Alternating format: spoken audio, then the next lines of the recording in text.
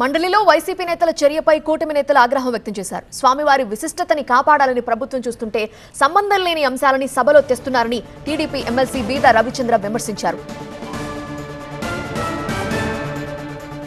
శ్రీవారి ఫోటోలను ప్లకార్డులుగా మార్చి రచ్చ చేశారని, జగన్ వైసీపీ నేతలకు శ్రీవారిపై నమ్మకం ఉంటే వెంటనే క్షమాపణ చెప్పాలని బీదా రవిచంద్ర డిమాండ్ చేశారు.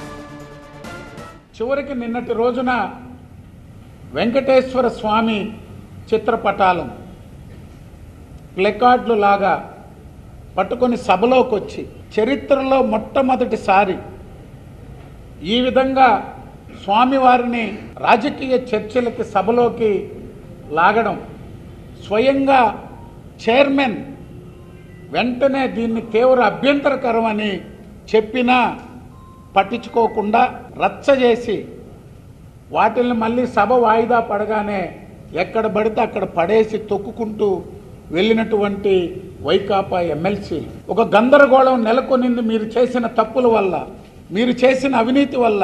ఇంకా మత విశ్వాసాలని, ఆ స్వామివారి విశిష్టతని ఎక్కడ కూడా దెబ్బతినకుండా కాపాడాలని మేము ఈ చర్చని కొనసాగించకూడదని చెప్పి మేము ఆలోచిస్తుంటే, మీరు అనేక అంశాలని సభలో సంబంధం లేని అంశాలని తెస్తున్నారని చెప్పినా వినకుండా ఇప్పటికే చేయరానటువంటి తప్పులు వైఎస్ఆర్ కాంగ్రెస్ పార్టీ మాజీ ముఖ్యమంత్రి జగన్మోహన్ రెడ్డి గారు చేశారు. ఆ దేవదేవుడిపై ఏమాత్రం మీకు విశ్వాసం లేదు, నమ్మకం లేదు. కనీసం కోట్ల మంది విశ్వాసాన్ని, నమ్మకాన్ని గౌరవించి వెంటనే క్షమాపణ చెప్పండి అని చెప్పి వైఎస్ జగన్మోహన్ రెడ్డి గారికి, వైఎస్ఆర్ కాంగ్రెస్ పార్టీకి తెలియజేస్తున్నాం.